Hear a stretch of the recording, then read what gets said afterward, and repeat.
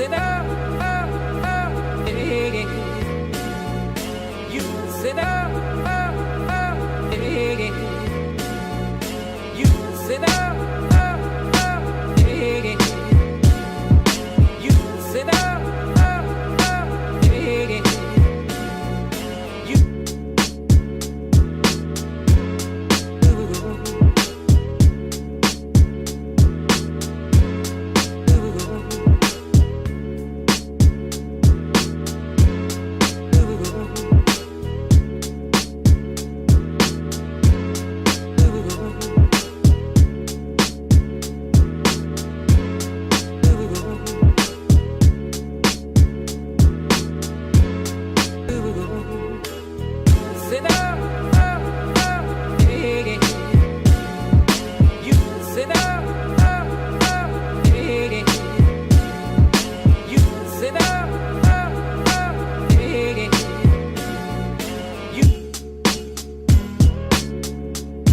Like the cool blue light,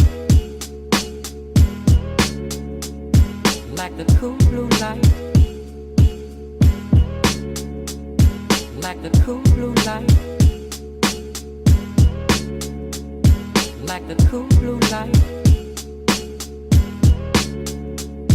like the cool blue light, like the cool blue light.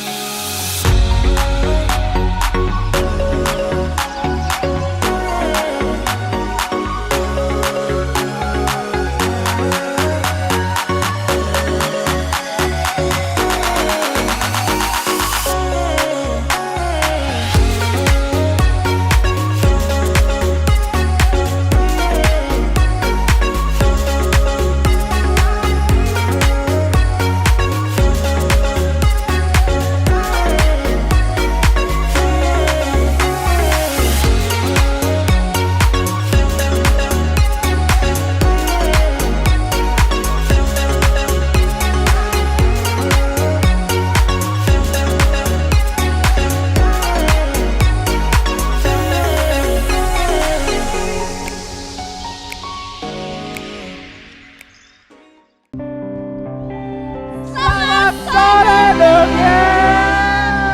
Kembali lagi di Youth on Fire Online. Gue Angie. Dan gua Brian. Oke, jadi hari ini kita mau Youth on Fire biasa nih, ada pujian, ada penyembahan, tapi ada yang spesial juga hari ini, cuma hari ini doang. Spesial apa ya hari ini ya? Ada 2 segmen guys. Pertama, Wow. ada The Gaps Kitchen. Udah kayak kitchen. Woo. Yes. Masak ya? Jadi Masak, iya masak. Tapi Wah. ada yang spesial dari masak ini. Gua denger ya, Beda. ada spesial guys ya, gua denger ya. Oh iya benar, ada spesial. Tahu nggak siapa Bray? Gua denger doang ya guys, gua denger doang. Siapa? Chef Juna ya? Chef Juna benar guys, Chef Juna. Wah guys, suaranya mana dong? Wah, Ada Chef terus. Wah, suaranya Ada Chef meriah Juna. banget ini. Jadi ya guys, kalian kalau mau lihat Chef Juna ya harus nonton ya. Jadi semangat terus ya dari awal sampai akhir. Live chatnya, komennya selalu aktif ya Diramain terus, guys, selalu rame-rame terus. aktif. Segmen kedua ada apa? Oh iya, segmen kedua ada Detektif Konanta. Konanta. Itu guys Jangan ya. jangan kemana-mana ini. Yes. Ya sebelum kita mulai, mari kita berdoa dulu. Tuhan, terima kasih untuk hari ini ya Tuhan. Sekarang kita mau mulai ibadah kita. Tolong berkati kita semua agar kita tetap semangat Tuhan, walaupun kita hanya melihat layar dan walaupun kita sekarang di rumah-rumah sendiri ya Tuhan. Tolong bukakan hati kita Tuhan agar kita bisa mendapatkan pesan yang Engkau akan menyampaikan kepada kita ya Tuhan. Di dalam nama Tuhan Yesus kami berdoa. Amin. Amin. Enjoy semua. Guys. Let's go to Gap, let's praise the Lord. Woo.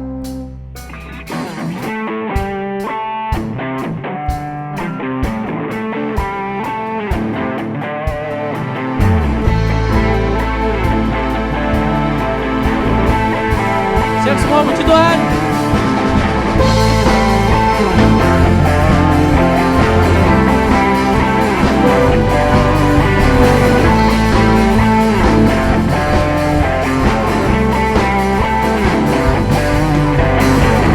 Terangmu yang telah ubah hidupku, Kau jadikan aku ciptaan baru. Ku angkat tanganku dan memujimu. Hidupku tak sama sejak Kau ada, dan kini Kaulah pusat segalanya. Kasih-Mu kan selalu cukup baik. Yes. Keagunganmu, kedahsyatanmu, Terpanjang dari indahnya dunia, segala yang ada Kau telah ciptakan. karyamu sungguh tiada tandingan.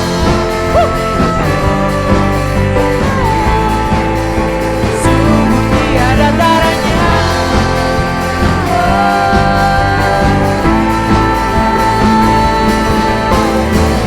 Oh, oh, oh, oh, oh. Ya namamu. Oh, oh, oh, oh, oh. Ya namamu. Ku tak sama sejak Kau ada, dan kini Kaulah pusat segalanya. Kasih-Mu kan selalu cukup baik. Katakan keagunganmu. Keagunganmu, kedahsyatanmu, terpanjang dari indahnya dunia. Siap untuk melompat ya? Kau telah Ayo penonton bayaran. ciptakan. Tiada taranya.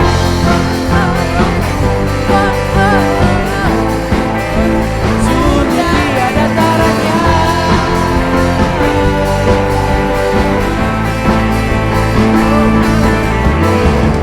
Oh, oh, oh, oh, oh, oh.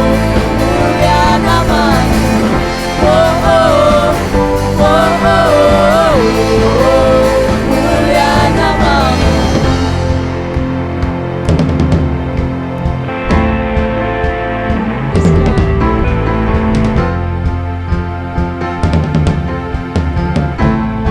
Sing to God be the glory. To God be the glory for the things He's done. To God be the glory for the things He's done. To God be the glory for the things He's done. To God be the glory for the things He's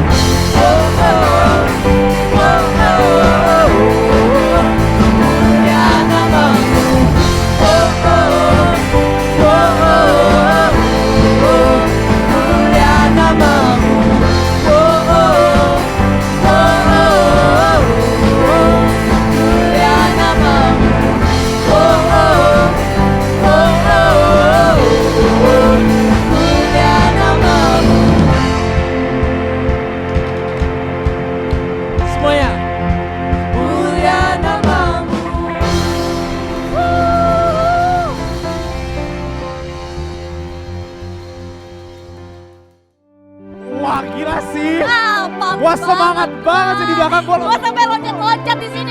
Oh my basket dia guys. Gua sih nari-nari ya. Ini gara-gara pam itu gua lapar sih sekarang. Oh iya Lapar kan pals di sini gua. ada Games Kitchen. Ada walaupun yang masaknya anak game, tapi kan ada stasiunnya Iya. Chef Juna guys. Oh iya Chef Ada Juna Chef nih Juna buat nih. kalian-kalian nih, buat kalian Kalian. yang dompetnya menipis, yang kulkasnya kosong, ada ingredientsnya dikit ini nih pas banget buat kalian. Soalnya ini kita pakai mudah dan Murah guys. oke, without further Langsung aja saksikan let's Games go. Kitchen.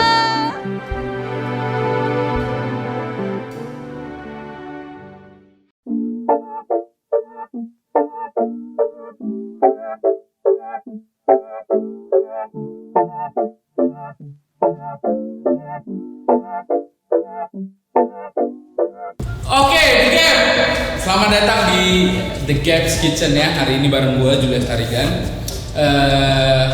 Kita hari ini mau masak apa? Kita mau masak sop ayam. Ini paling simple, paling mudah dan ramah di kantong juga ya. Bahan-bahan yang dibutuhkan apa aja? Yang jelas karena masak sop ayam kita perlu babi. Enggak. Perlu ayam ya. Ini ayam bisa diganti sapi, bisa diganti kambing, bisa diganti protein apapun. Oh sorry, proteinnya protein hewani ya, jangan nabati ya, kayak tempe nggak bisa, hancur dia. Terus babi juga bisa diganti. Yang pasti pastikan kalau babi itu ada lemaknya, jangan dagingnya doang, karena kita butuh minyak penyedap. Ya. Dan yang sapi juga kalau bisa ada tulangnya ya, karena kita butuh kaldu dari proteinnya, karena kita MSG hari ini ya. Terus ada kentang, ada tomat ya. Kentangnya berapa banyak sesuai selera. Kalau duitnya lagi dikit, ayamnya cuma bisa beli 2 potong, ya udah ayamnya 2, kentangnya banyak nih. Tomat cuma 2 ya, ini biar ada rasa-rasa asam. Terus seledri dan daun bawang ya. Ini kurang lebih, kalau gue sih tadi ngomongnya di pasar beli 5 ribuan. Beli 5 ribuan bu, nanti dikasih cukup itu. Bahkan kalau bisa kurang-kurangin. Terus seasoning biasa, garam sama lada ya. Simple banget kan? Ya. Langsung aja masuk ke step pertama. Yang jelas kita masukin ayamnya. Ini airnya. Airnya kalau bisa jangan lebih dari setengah. Ini gua agak lebihin sedikit dari. Oh ini enggak deh. Lebih dikit dari setengah nggak apa-apa. Pokoknya kasih ruang untuk dia meletup apa sih bahasanya? Coba tim ada apa? Mendidih ya. Kasih ruang untuk airnya mendidih ya.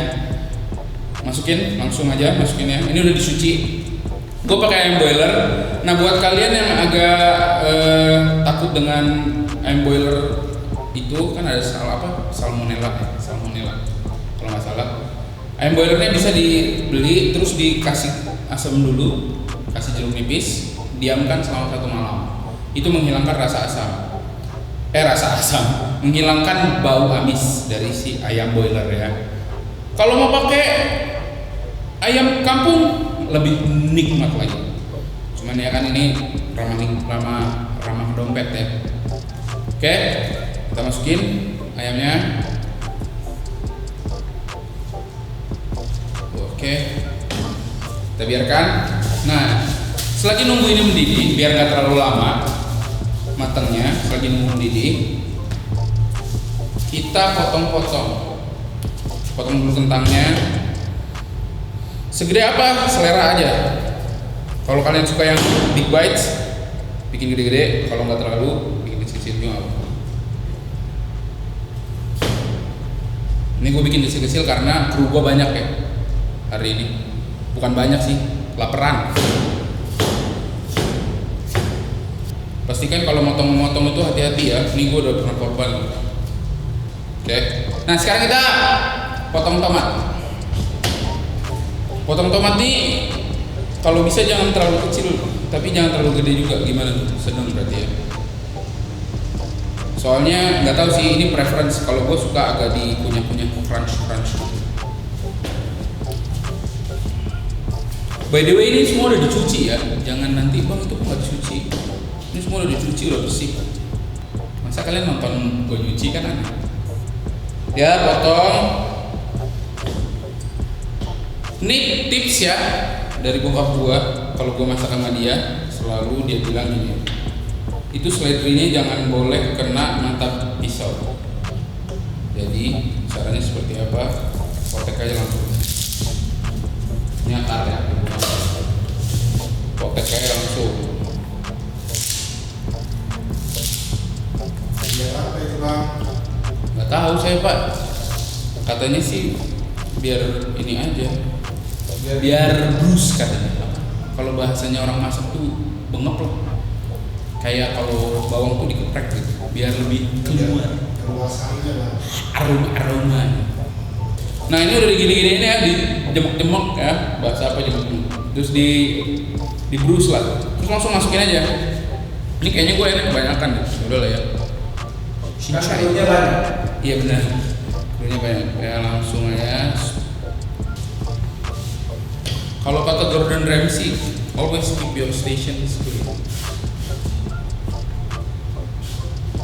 Daun bawang nggak apa-apa kena pisau karena susah.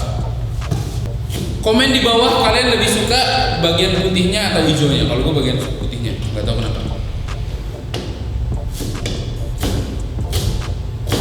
Sama ya, ini juga langsung dimasukin. Karena mereka memberikan rasa ya.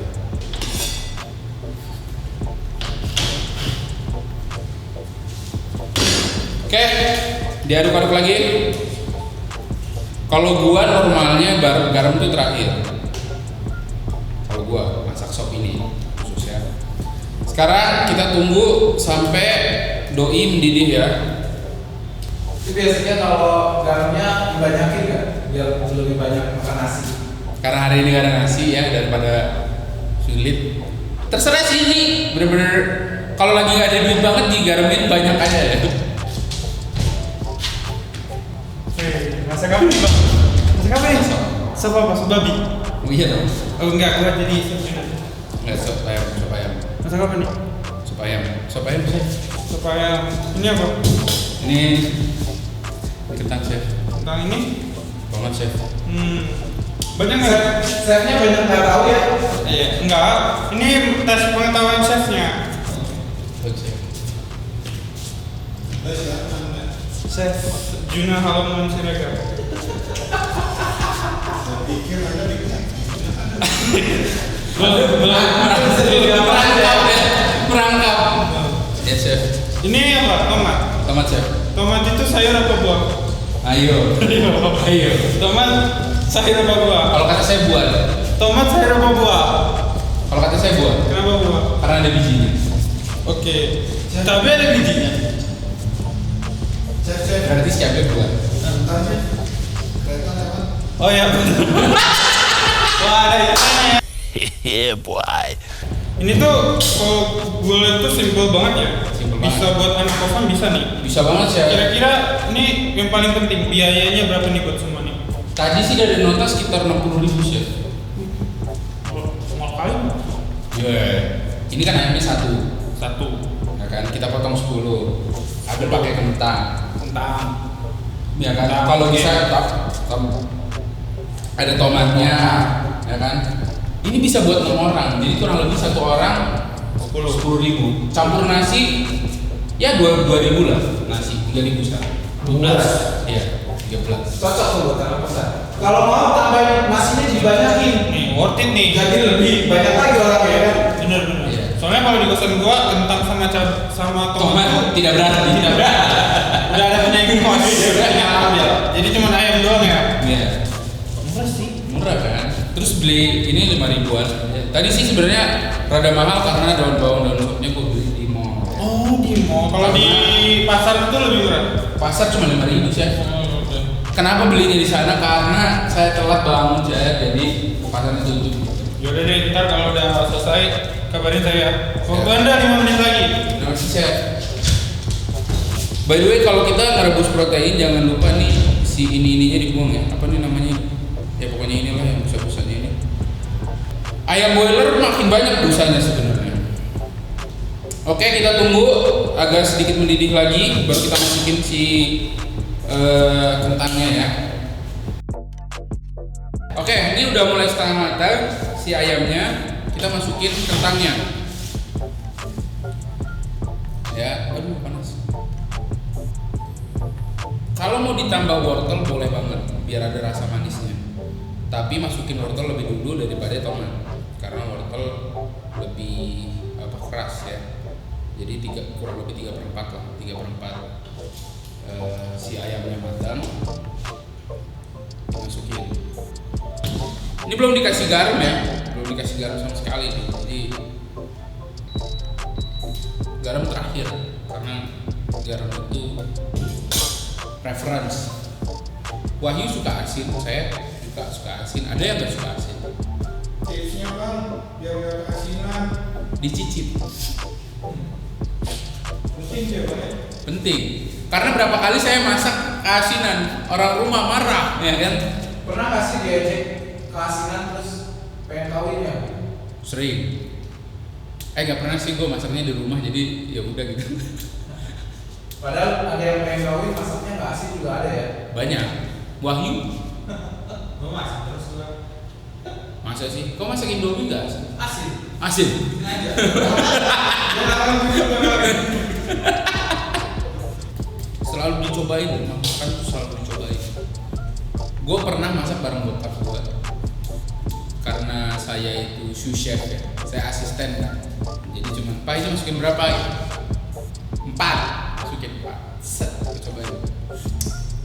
Udah asin. Itu masak, dicobain lagi. Wah keasinan ternyata. Selalu dicobain. Lebih baik kekurangan. Kalau asin tuh jangan buru-buru.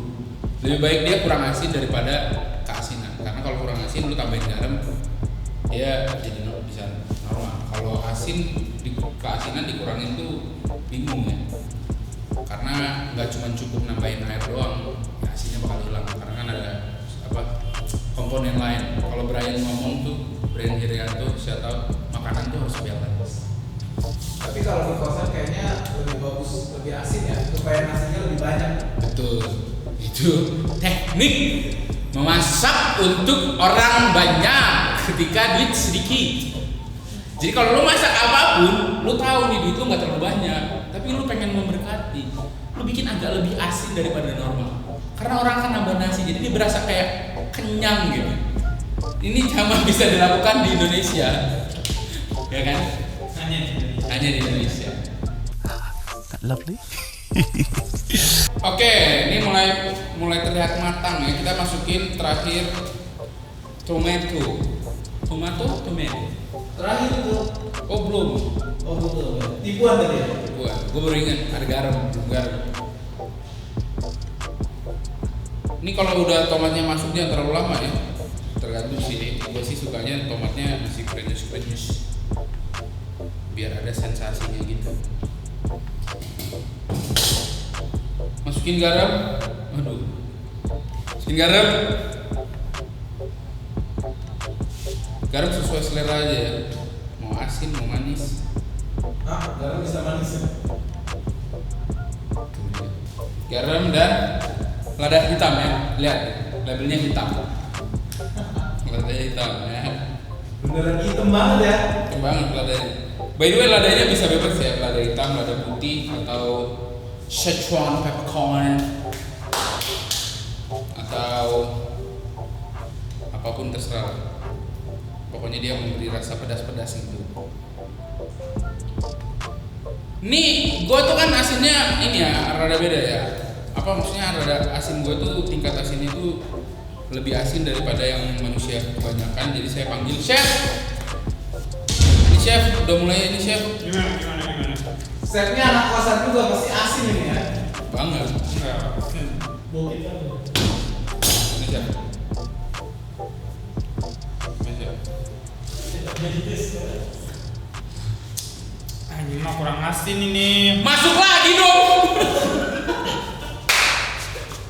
Jangan lu masukin lagi. Udah kayak mulut.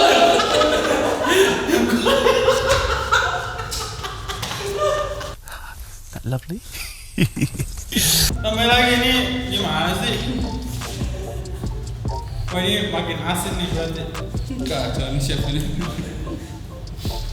Sanggup. Wih, Banyak dong chef. Itu buat berenam chef. yang gedenya buat saya ya. Tentu tidak. Ini jangan masukin lagi ya. Iya. Ulang ya. Gua kasih dikit nih. Iya. Yang masukin diulang, nggak dimasukin. Udah. Udah ya. Udah. Udah. Udah. Udah nih. Nah ini udah nih, udah mateng. Langsung matiin aja. Udah matang. Udah dong. Mama saya nih. Ini kayaknya Gua kurang asin. Anda yang lapar. Oh, kurang asin. Buat saya. Pengen nikah. Buat kamu itu belum jauh. Jadi buat Anda yang ingin dibilang pengen nikah, semua makanan harus bikin asin. Asin. Enak. Cobain dong. Udah.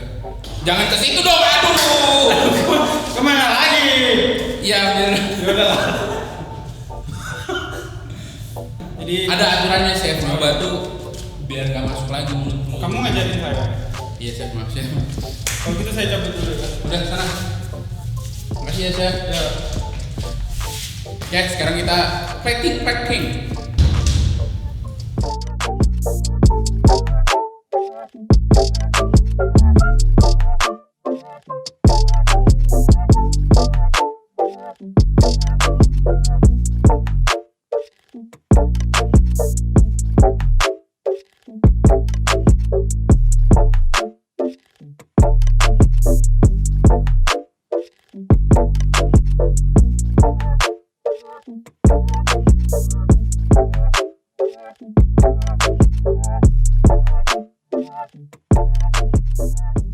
Voila, The Tarigan Shop ya. Semoga bermanfaat dan resepnya mudah banget, bisa gampang banget kan tadi cuma butuh wortel, butuh kentang, ayam, daun bawang, seledri dan tomat ya. Semoga ini bermanfaat dan bisa bagi-bagi ya. Back to the studio. Wah, gua nonton aja kenyang sih itu. Udah kenyang. Chef Junanya Pada puas real. kan? Chef Chef Junanya Junanya real ngajarin. banget. Real banget ya Chef Junanya sih. Atau ketawa tuh, jokesnya lucu ya, jokesnya lucu. Jokesnya lucu sih. Lu belajar banyak kan, Bray? Banyak Mudah banget, dan Bang. murah. Murah seperti Tuhan Yesus, Oh, murah hati. iya benar juga. Murah hati. Murah hati guys. Ngomong-ngomong murah hati, kita mau welcome orang-orang yang baru. Wah, itu orang baru tuh, orang baru. Tuh orang baru tuh. Orang baru juga di sana tuh. Wah, banyak banget orang barunya hari ini, guys. Oke, nih guys, welcome yang baru-baru. Nih kita mau tahu lebih banyak dari kalian. Kita mau welcome kalian. Kita ada link buat kalian. Isi formnya. Oh ya, di sini. Oke, isi ya gb3.org/new visitor. Oke, Ya, isi, please guys, buka. Kita Please mau buka kenal ya. kalian lebih Kita mau lagi. welcome kalian. Kita mau tahu kalian lebih lagi. Oke? Sekarang kita mau mulai persembahan ya guys. Oke. Ya, kitab gua nih udah disita sekarang. Nah ya kita akan baca dari 2 Korintus 8 ayat 12. Sebab jika kamu rela untuk memberi, maka pemberianmu akan diterima. Kalau pemberianmu itu berdasarkan apa yang ada padamu, bukan berdasarkan apa yang tidak ada padamu. Jadi Ji, ini tuh ayat Alkitab itu Oke. basically Tuhan tuh tidak melihat cuma yang kita kasih. Oke. Tuhan tuh Mau cuma sedikit lihat pun. hati kita yang tulus seperti penyanyi tulus tau kan? Gajah lagi ya. Gajah. Iya kan? Mana dong suaranya? Oke. Ya, intinya kita harus tulus hati Tulus gitu. hati. Ya, sekarang Oke. sebelum kita mau mulai lagi kita akan Oke, doa. kita doa dulu ya doa guys. persembahan. Mari kita berdoa. Tuhan terima kasih Tuhan untuk ini kesempatan ini. Terima kasih sekarang kita udah mau memberikan persembahan kami Tuhan. Kami berdoa agar persembahan ini yang kami berikan untukmu bisa memberkati banyak orang dan memuliakan nama Tuhan. Kami berterima kasih Tuhan dan Yesus. Amin. Amin. Dan sekarang kalian jangan kemana-mana. Habis ini kita ada apa? Oh iya, ada detektif Konanta. Konanta. Jadi Ya, kalau kalian tahu asik jawabannya, banget. Aktif terus ya. live chat, Live chat atau di semua komen. aktif, oke? Diramein terus guys. Aktif terus. Oke. Langsung aja. Enjoy. Detektif Let's Konanta. go.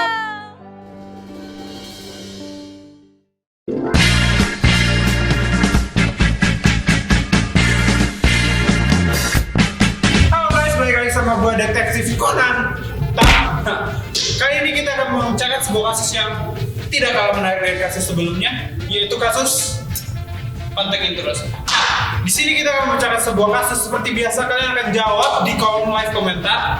Siapa yang menjawab paling benar dan alasan yang tepat, yang paling cepat dia akan mendapat hadiah. Mau tahu kasusnya apa? Pantengin terus Detektif Conan.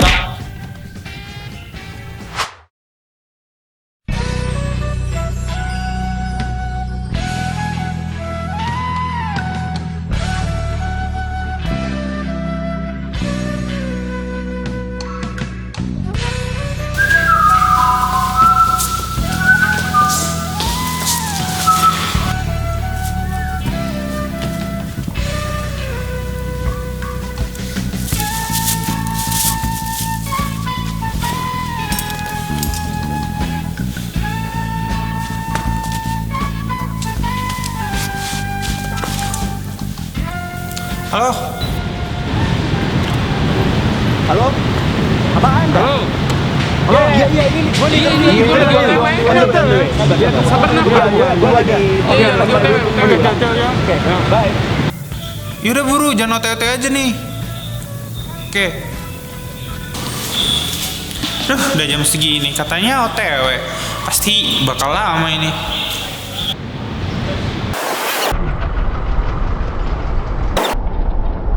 Wih, kalian beneran OTW? Cepet banget.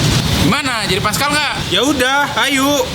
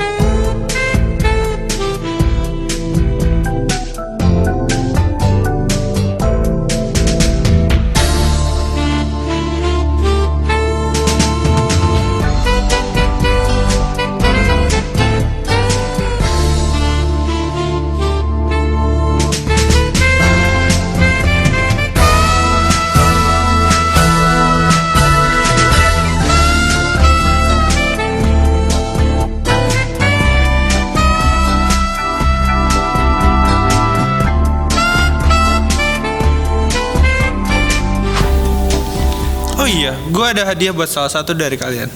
Sebentar.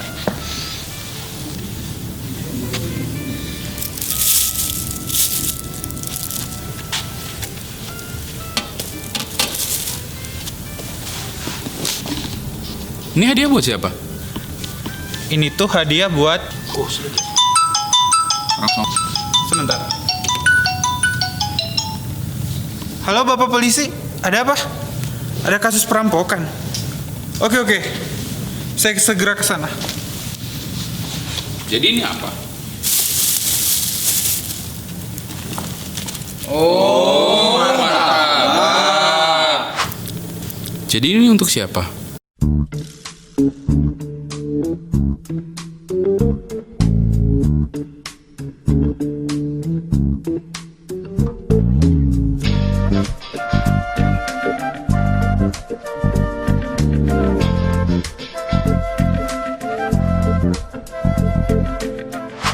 Duh, Detektif Conan Tang kok repot-repot ya beliin gue makanan. Padahal gue tadi cuma beliin minum buat dia. Aduh, dia tahu banget lagi nih martabak makanan kesukaan gue. Woi, santai bang. Ini martabak ini bukan untuk abang. Karena abang tahu kan, aku sama si Detektif Conan Tang gimana. Mulai dari SMA kita tuh udah gini. Sorry. Tapi itu white thumb tuh. Ini jempol. Ini kan si Detektif Conan Tang, gendut dia. Oh. Jadi nggak mungkin abang. Pasti ini martabak buat aku bang.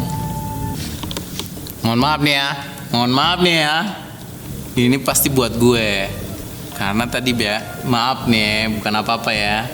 Tadi kita pas di toko Adidas tuh gue bilang, gue ada sepatu yang kayak gini. Gue bilang sama dia, ambil aja. Ya, kayaknya buat gue tuh. Nggak sincere banget sih lo. Sorry guys. Tapi menurut gue ya, literally ini martabak kayaknya buat gue gitu. Kalian ingat nggak? Tadi for some reason kita tadi jalan-jalan ke Uniqlo, ingat nggak? Tadi tuh kita ngomongin masalah jaket gitu kayak the next gajian mungkin dia bakal beliin gue jaket atau mungkin gue bakal beliin dia jaket. Jadi which is literally ya guys, gue yakin banget ini pasti martabak buat gue. No hard feelings ya buat kalian ya. Jadi ini martabak buat siapa, woi?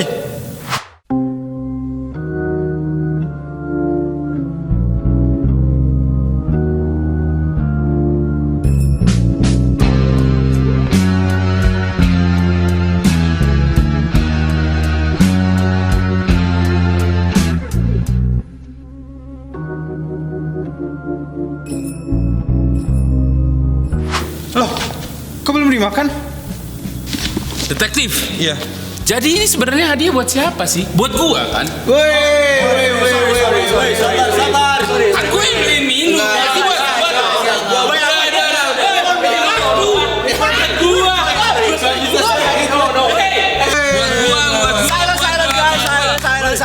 Silence, hold on. Gue yakin banget ini. This is literally for me lah. Kalian ya secara gue sama detektif tuh emang deket banget gitu loh. Jadi emang udah deket banget. Jadi kayak gitu kan, ya kan pasti gue kan. Menurut gue belum tentu men. Lagian gue yang paling senior di sini. Sebenarnya kasus hadiah ini gampang banget. Hadiah ini diberikan kepada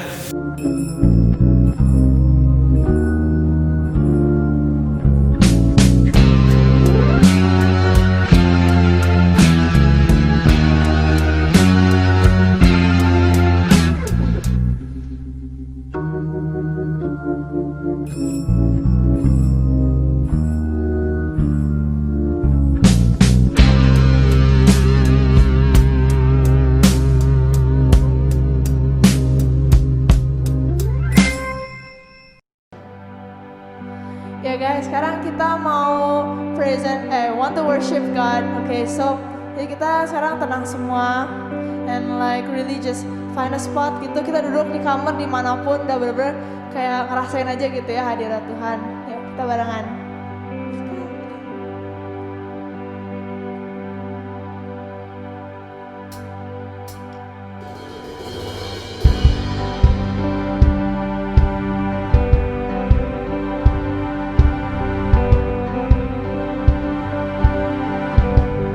This is all I want. And the love I have for you.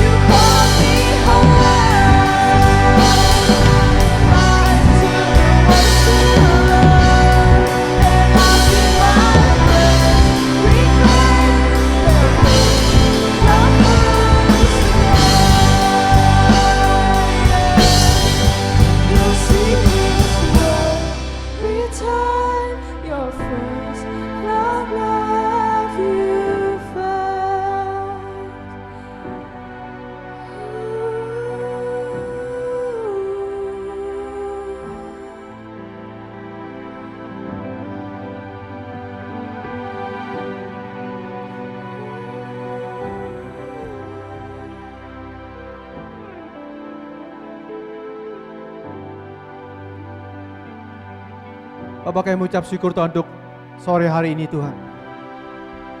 Kami boleh memuji Engkau Tuhan. Kami boleh menyembah Engkau Tuhan. Bapak kami berdoa, biar hadirat-Mu Tuhan ada di tengah-tengah setiap kami. Dimanapun kami berada Tuhan, kami boleh merasakan hadirat-Mu Tuhan. Roh Kudus bekerjalah atas setiap kami.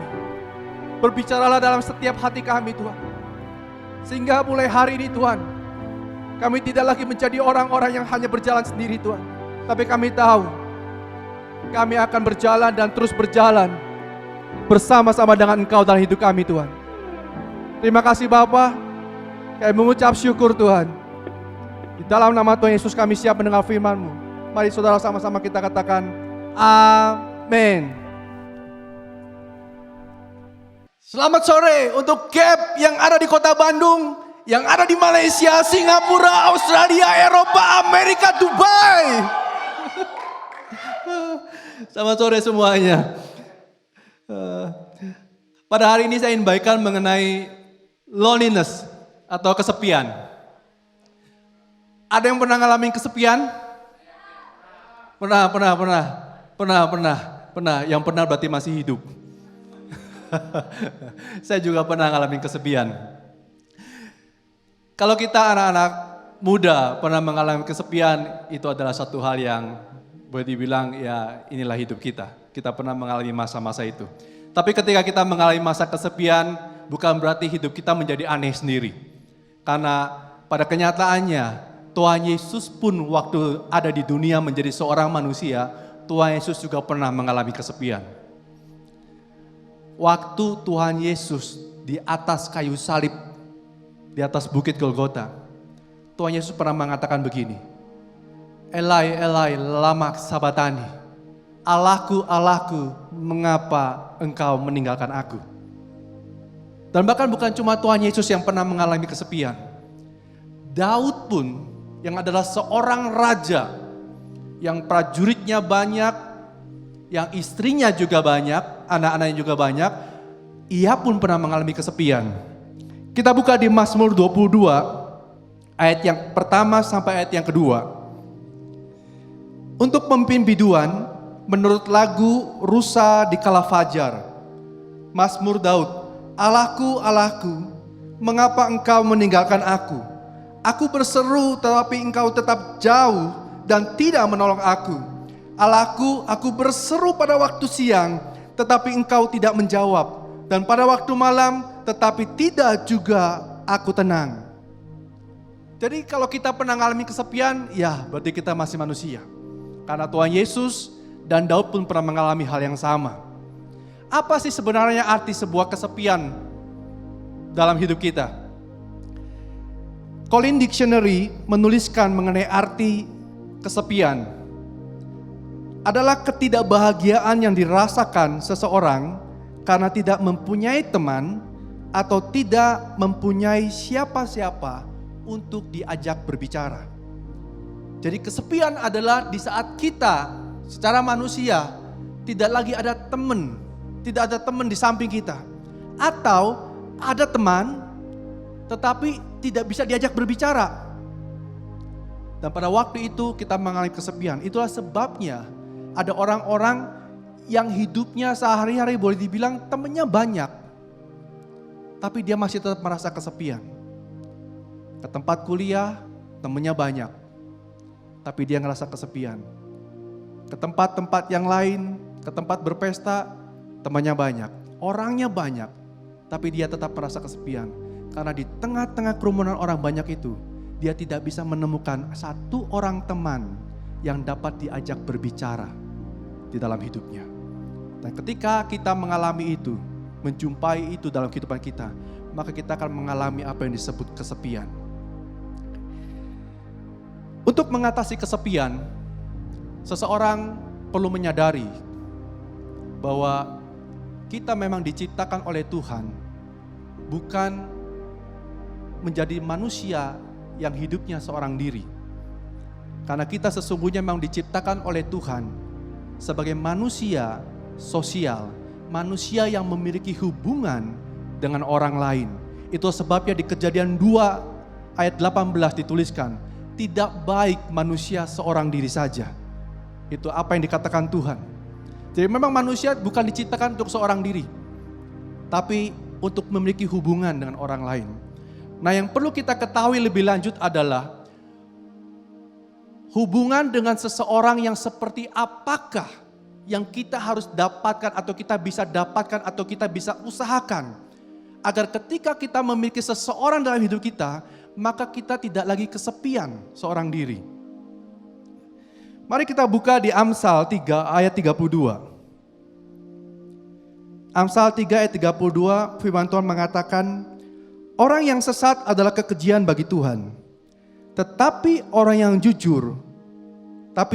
dengan orang yang jujur, ia bergaul erat.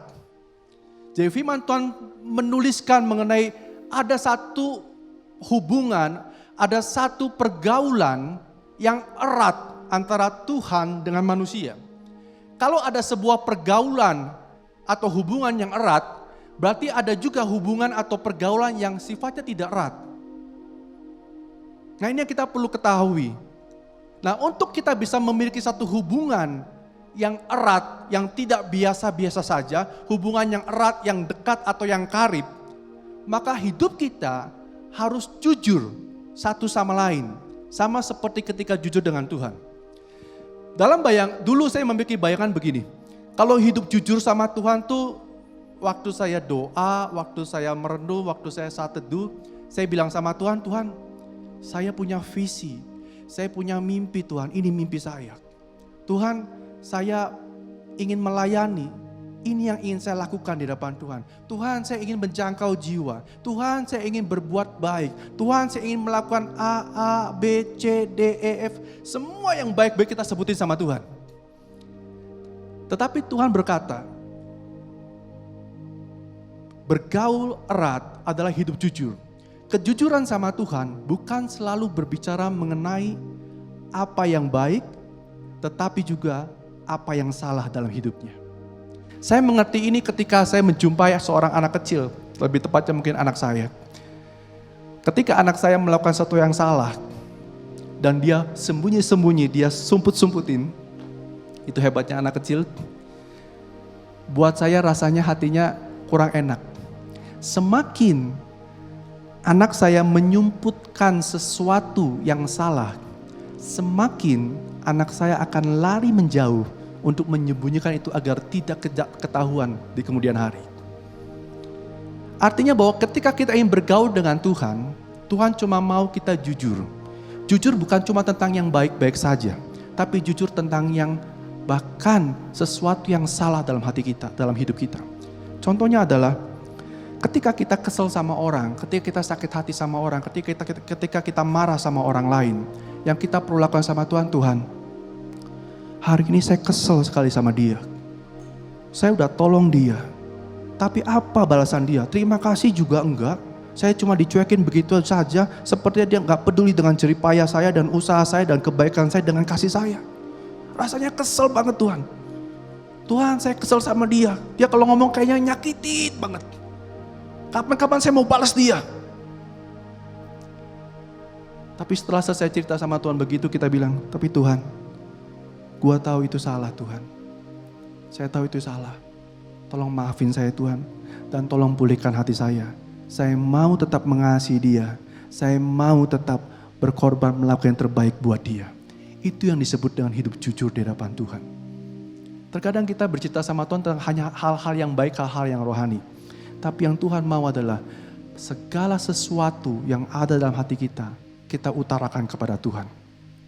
Untuk kita mengetahui hal ini, kita perlu mengetahui ada 3 macam hubungan dalam kehidupan manusia. Yang pertama yang disebut dengan hubungan publik.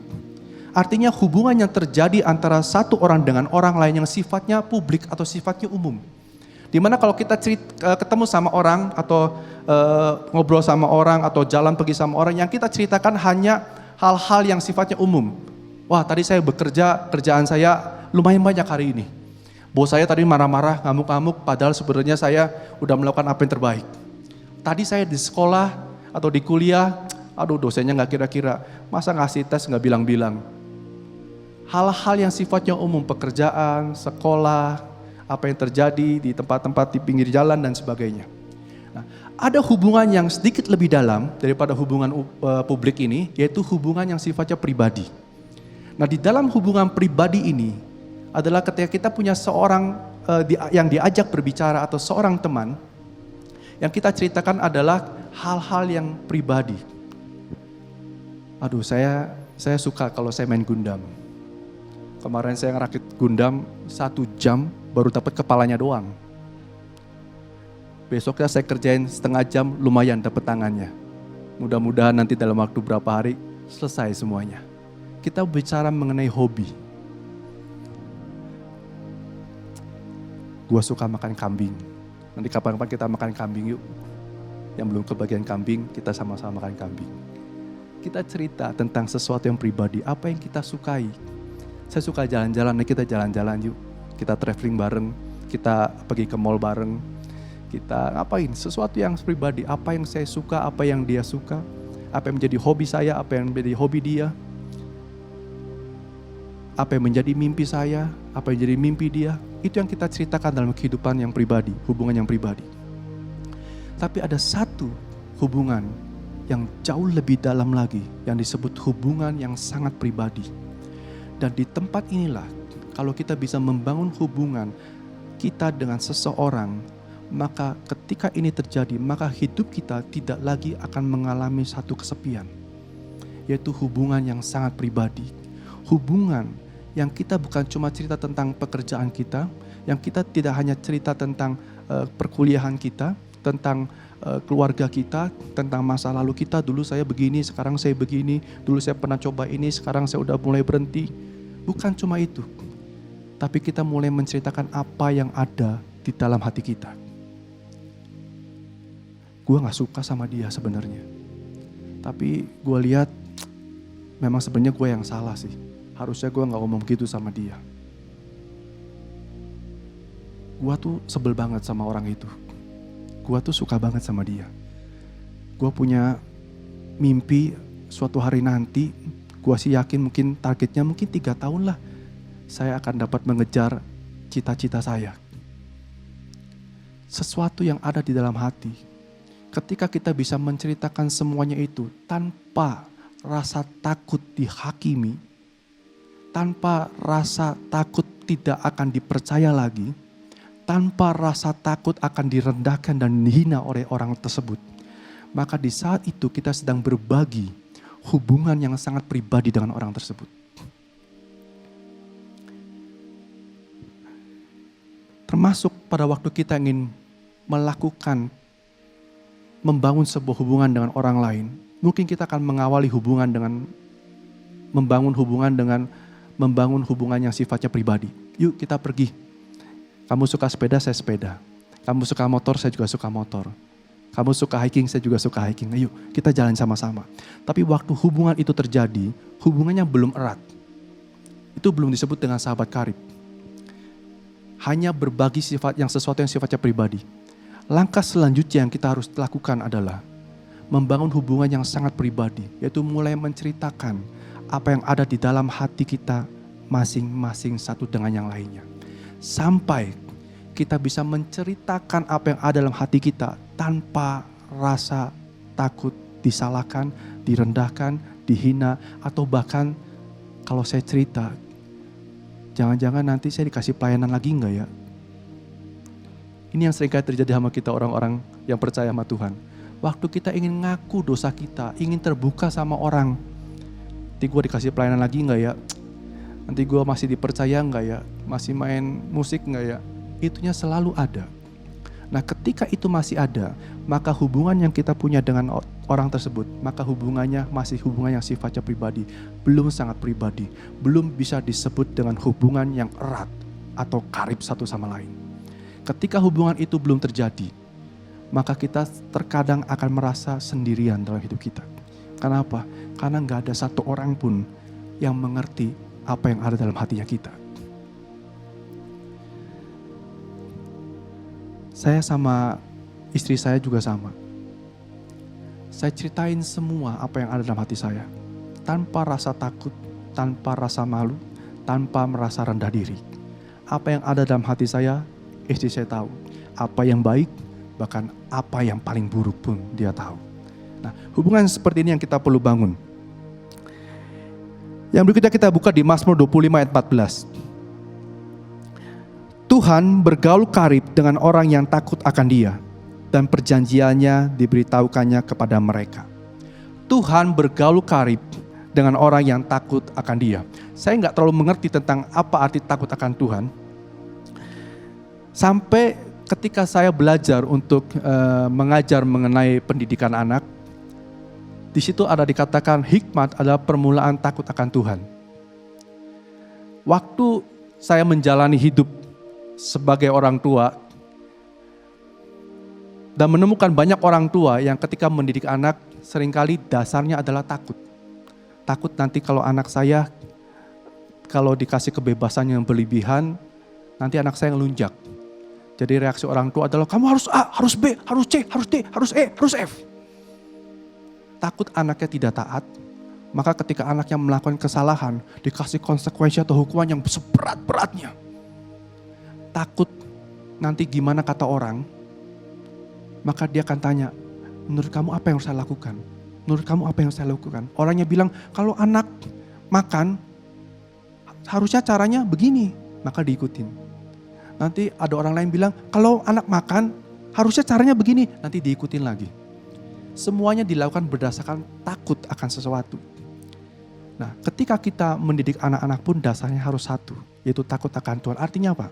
Kita mencari tahu apa yang Tuhan mau untuk kita lakukan. Termasuk juga dalam hubungan karib.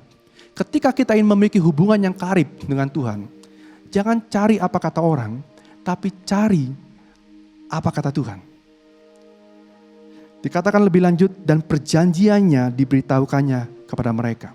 Artinya begini, ketika kita ingin memiliki hubungan yang karib dengan Tuhan, sering-seringlah bertanya sama Tuhan, Tuhan apa yang Tuhan mau? Menurut Tuhan gimana? Apa nasihat Tuhan? Sama dengan kita, dengan teman kita. Kalau kita ingin punya hubungan yang karib dengan teman kita, maka yang perlu kita lakukan adalah sering-seringlah bertanya sama teman kita, menurut lu, gua ini harus gimana sih? Menurut lu, gua harus pilih yang mana nih? Yang black apa yang white? Waktu teman kita ditanya sama kita begitu, apa yang ada dalam hatinya? Wah, ternyata dia percaya sama saya ya. Sampai dia menanyakan semua itu pada saya. Besok-besok gue juga mau ceritalah sama dia, mau tanya. Kalau dia percaya sama gue juga harusnya bisa percaya sama dia. Ketika itu kita bangun dalam hidup kita, maka hubungan yang erat satu sama lain akan mulai terbentuk dan terbangun. Persahabatan tidak bisa terjadi dengan sendirinya. Persahabatan harus dengan sengaja dibangun di dalam hidup kita dengan teman-teman kita. Kalau kita mengharapkan datang seorang sahabat dengan sekonyong-konyong, terus gue mau jadi sahabat lu ya. Sampai hari ini saya gak pernah nemuin. Kecuali orang yang sok pede banget. Tapi biasanya begitu pun kita gak mau gitu tuh. Tapi ketika kita berjalan, awalnya mungkin naik sepeda bareng. Awalnya mungkin cuma hangout bareng, nonton bareng, makan bareng. Lama-lama setelah kita makan, setelah kita nonton, kita mulai cerita, gua punya masalah boleh gak gua ngomong? Ngomong aja bro, masalah apa sih? Kita sama-sama anak muda, gua punya masalah ini sama orang tua gua. Aduh, orang tua gua kalau ngirim duit telat terus rasanya. Atau orang tua gua kayaknya kok gak ngerti gua. Masa lu gimana? Ya gua tuh lagi suka, tapi orang tua gua gak setuju. Nah, waktu teman kita udah mengungkapkan isi hatinya, artinya hubungan yang sangat pribadi sudah mulai terbangun. Tapi ketika itu belum terjadi, maka hubungannya masih pribadi, belum erat. Nah, ini yang kita mulai harus bangun dalam kehidupan kita. Bukan berarti terusnya akhirnya kita umbar sana sini ya. Maksud saya jangan nanti sama si A, gue mau cerita ya, ini loh hati gue gini, semua dikeluarin. Nanti ketemu sama si B lagi, dikeluarin semua. Nanti semua rahasianya semua orang tahu, seluruh dunia tahu. Tapi bijaksana dalam memilih seorang teman. Tapi ketika kita punya teman, maka hidup kita tidak lagi kesepian. Oke. Yang berikut yang sangat penting dalam membangun sebuah hubungan. Mari kita buka Yohanes 15 ayat 4-5. Ini firman Tuhan, tinggallah di dalam aku dan aku di dalam kamu. sama seperti ranting tidak dapat berbuah dari dirinya sendiri kalau ia tidak tinggal pada pokok anggur, demikian juga kamu tidak berbuah jikalau kamu tidak tinggal di dalam aku. Akulah pokok anggur dan kamulah ranting-rantingnya. Barang siapa tinggal di dalam aku dan aku di dalam dia, ia berbuah banyak. Sebab di luar aku, kamu tidak dapat berbuat apa-apa. Yohanes 4 ayat 13 sampai 14. Saya akan baca. Jawab Yesus kepadanya, barang siapa minum air ini, ia akan haus lagi. Tetapi barang siapa minum air yang kuberikan kepadanya, ia tidak akan haus untuk selama-lamanya. Sebaliknya air yang akan kuberikan kepadamu akan menjadi mata air di dalam dirinya, dan yang terus-menerus memancar sampai kepada hidup yang kekal. Ini yang terpenting di dalam membangun satu hubungan yang karib dengan orang lain. Saya perlu balon. Mungkin saya ambil balon ya. Saya punya balon 2.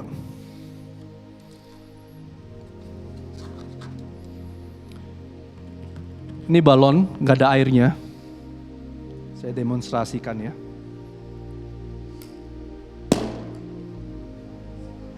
Surprise! Surprise guys. Ini balon yang ada airnya.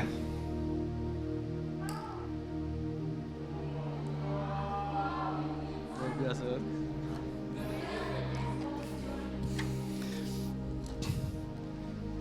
Ini hidup kita. Kalau hidup kita tanpa Yesus, seperti balon tanpa air di dalamnya. Yesus sendiri berkata, akulah air hidup itu. Barang siapa minum daripadaku, ia tidak akan haus lagi. Bahkan daripadanya akan mengalir air kehidupan.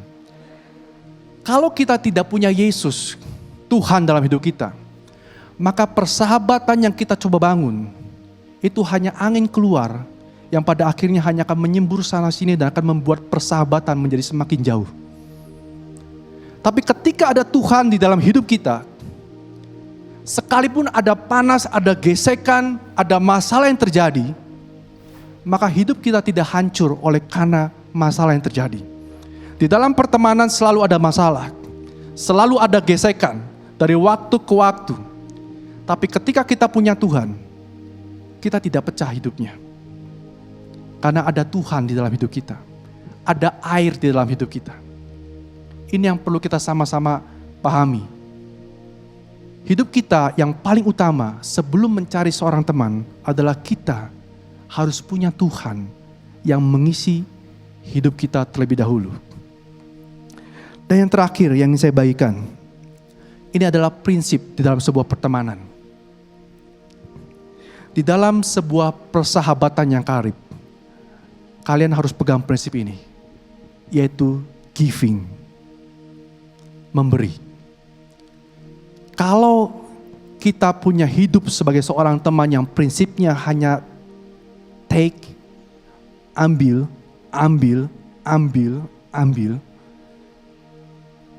cepat atau lambat, salah satu dari kita pasti akan lelah, dan persahabatan biasanya akan berhenti.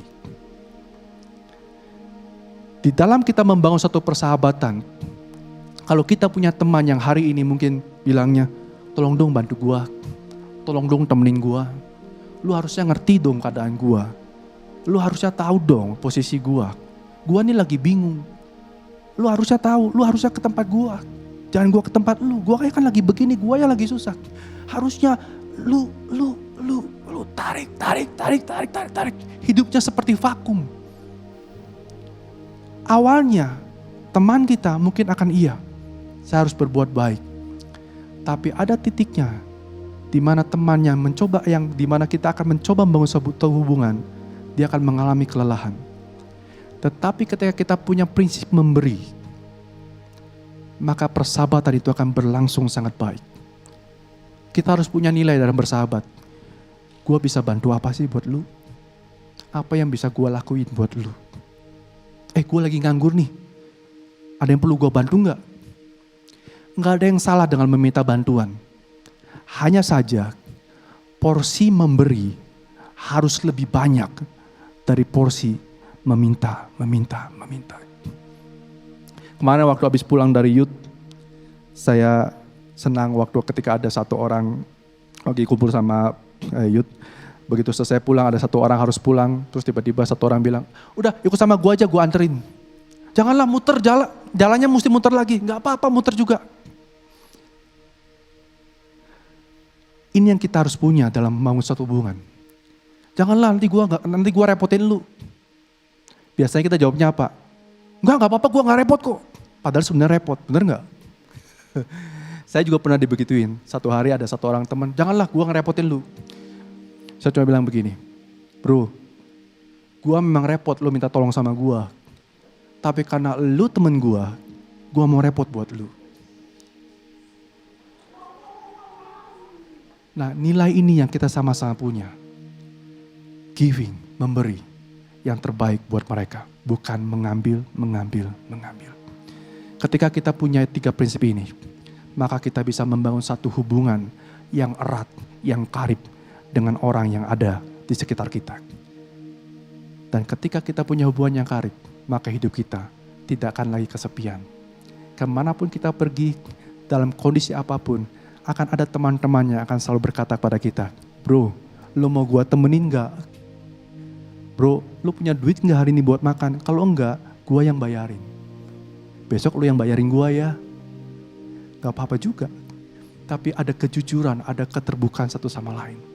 Sehingga hubungan ini sangat karib, sangat dekat. Amin. Mari kita tundukkan kepala kita. Bapak, kami mengucap syukur Tuhan untuk sore hari ini. Kami berdoa biar kami menjadi anak-anak muda yang bertumbuh di dalam Engkau Tuhan. Yang memiliki hubungan yang karib dengan Engkau dan juga dengan teman-teman kami yang ada di sekitar kami Tuhan. Bantu kami Tuhan untuk membangun hubungan ini. Kami perlu Engkau Tuhan. Tanpa Engkau, maka hidup kami akan pecah dan berantakan. Tapi bersama-sama dengan Engkau, kami percaya kami akan memiliki sahabat-sahabat di dalam rumah Tuhan untuk kami boleh berjalan di sepanjang hidup kami. Terima kasih Bapa, di dalam nama Tuhan Yesus kami berdoa dan kami mengucap syukur. Mari sama-sama katakan amin. Bagi Gap yang mengalami kesepian, silakan hubungi Julius, link di bawah ini.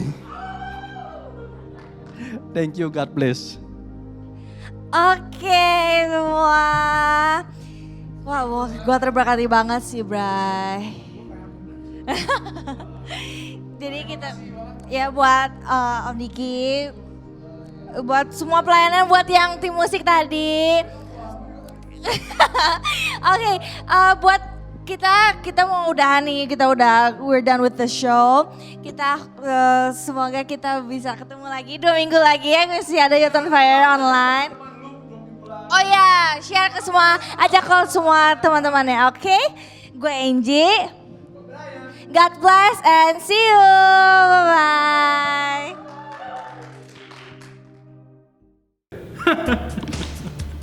Sebenarnya kasus hadiah ini gampang banget. Yang pertama, yang pasti hadiah ini bukan untuk Jazz Rangkong.